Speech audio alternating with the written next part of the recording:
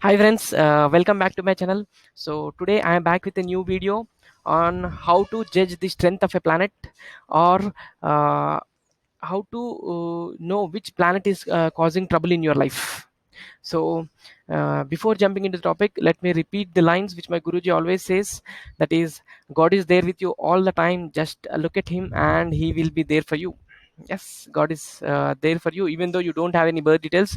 God is there with you, maybe in the form of this video. He's trying to help you, so to figure out which planet is troubling you in your life. Okay, so let us jump into the topic.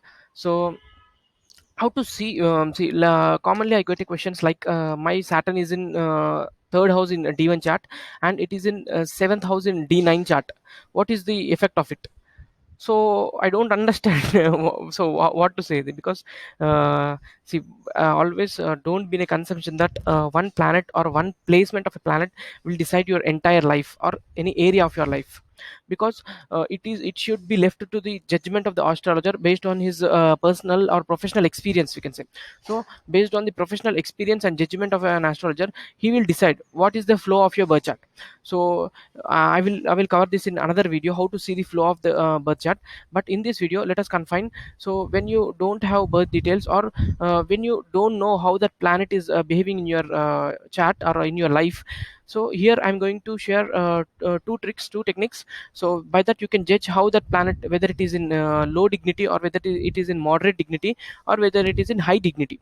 So by applying these two things, you can judge on yourself. Okay. So first thing is, you should see whether any of your friends or relatives or your family members are having that particular placement. Like, say for example, suppose I do this observation. So astrology doesn't come from reading books, it do comes from observation. So when you practically observe how that particular planet is behaving in our life, or how did it behave in the life of other persons.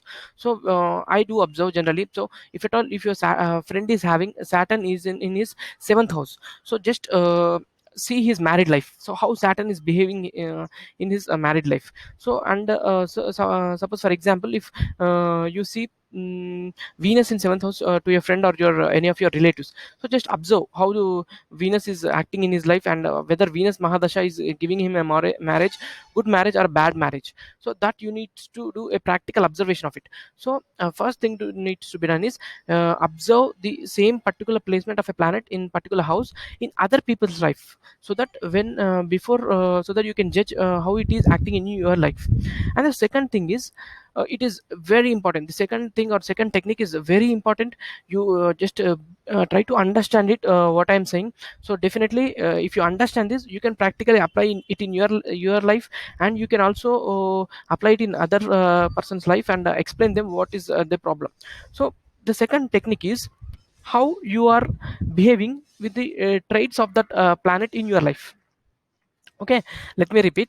How good you are in the traits of that planet in your life. Okay, so let me go with Saturn. So if at all, just judge. So if you want to judge how good you are Saturn or how bad you are Saturn, just practically look at your life. Suppose, say for example, if you are at the age of 25 or 24, just look into the past 23 years, whether you have discipline in your life. Okay, if Saturn is bad in your chart, you lack discipline in life. So Saturn's dignity can be checked by whether you are having consistency or not. So if you are not good at if you are good at only starting the things, and you are not good at carrying on it, then definitely Saturn is in a difficult dignity in your chart, because Saturn represents consistency and Saturn represents discipline in life. So just see whether you are disciplined in your life, or whether you are if you are starting anything, whether you are maintaining consistency in it or not.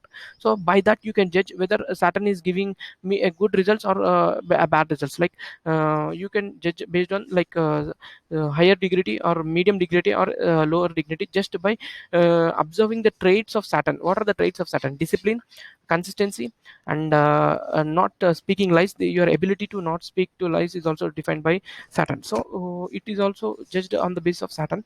So just observe your life, like observe your life, whether you are having the traits of Saturn in a good dignity or in a bad dignity. That decides the strength of your Saturn. Okay, then let us go to Venus. So if you are just observe how did you do in your relationship, whether you are always quarreling in your relationships, or whether you are always what we say always uh, disappointed, or relationships you are basically giving you depression in your life, then definitely Venus is in bad dignity in your life. And on the other hand, if you are very happy in relationships, or uh, all the women in your family are happy in your family, then definitely your Venus is in good dignity. And Venus also the other extreme of Venus is cheating in relationships. So if your tendency is to cheat in relationships, then definitely Venus is somehow afflicted by Rahu in your chart, that we can judge on the by observing the our practical life. So then I'm going to Mercury. So Mercury is finances. So if you always do blunders in finances, and if you always make wrong decisions in your life, or your life is what we say always spoiled by accompanying with bad friends, so this indicates, or sometimes relatives also. So if relatives or friends are giving you depression, then definitely Mercury is in bad dignity. And if you are always running into troubles because of documentation problems, then also it can be said that Mercury is in bad dignity in your chart. Okay. And then let us go to Sun. So Sun basically represents our career and the authority figures like your boss. So if you're always having a good relationship with your boss, it means that Sun is in superior dignity in your chart. And the how much confidence you are, that is also just based upon the strength of Sun. So if your Sun is good in dignity, definitely your confidence level will be very high, and your relationship with your boss will be very good. So just look at your career, look at your relationship with your boss. If it is good, then definitely Sun is good in your chart. And if it is always so, we should not judge based upon one event. Suppose after watching this video, within a 1 week you had a quarrel with your boss, so don't assume that my Sun is bad. So that one or two events can be treated as an exception, that may be because of your karma that needs to be happen. But if you are repeatedly having trouble with your boss or authoritative figures or government, then definitely your Sun is weak. And next let us go to Jupiter. So Jupiter represents our what we say ability to connect to God. So suppose if you are if you have started a spiritual practice, but you are unable to continue it, or you are somehow unable to believe that God do exist, or these mantras do work for me. So if you are in a position that that you are completely unable to believe that these mantras are going to work for me, so definitely then your Jupiter is in a bad dignity. And if you're always running to bad astrologers or fake astrologers, then definitely it means that you are not getting a source from higher authority to get a good reading from an astrologer. Then definitely your Jupiter is under a challenge. So that you need to judge by observing your practical life. So and then going to Mars. So Mars represents our energy within us. So if at all you are very proactive and you are always action oriented, then definitely your Mars is in good dignity. And if at all, if you are on the other hand, if at all you are always lethargic and you are always procrastinating the things, then definitely Mars is in bad dignity in your chart. So the conclusion of this video is, don't just go blindly go by observing all the different divisional charts, and don't try to see that my Saturn is exalted in D1, and but it is debilitated in D9, whether I will have the effect of exaltation, or whether I will have the effect of debilitation. Don't just go into all these confusions, and don't just go to run to 10 astrologers. Just observe your practical life, and judge how that planet is working in your life. Okay. I covered Sun, I covered Moon. My god, I forgotten Moon. So Moon is like your relationship with your mother. Suppose if your relationship with your mother is always in doldrums, then definitely your Moon is said to be weak in your chart, or it is affected. And if at all you are abandoned by your mother, my god, Saturn Moon conjunction, I've always seen Saturn aspecting Moon, you are abandoned by your mother. If you are abandoned by your mother, then it means Moon is not at all in a good dignity. And uh, Moon represents various things like your ability to stay focused is also represented by Moon. So if at all you're finding difficulties in the karakatas of Moon, then definitely your Moon is said to be weak. So observe your practical life, observe how that planet is behaving in your life. And by following this method, you don't require, sometimes there will be no birth details with the clients, right?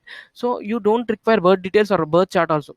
Just observe, just write down the 10 points of the karakatvas of that planet, and just put a tick or into mark, and see majority how many points you are getting for that planet. So if at all you get above average points, then it means that planet is in good dignity.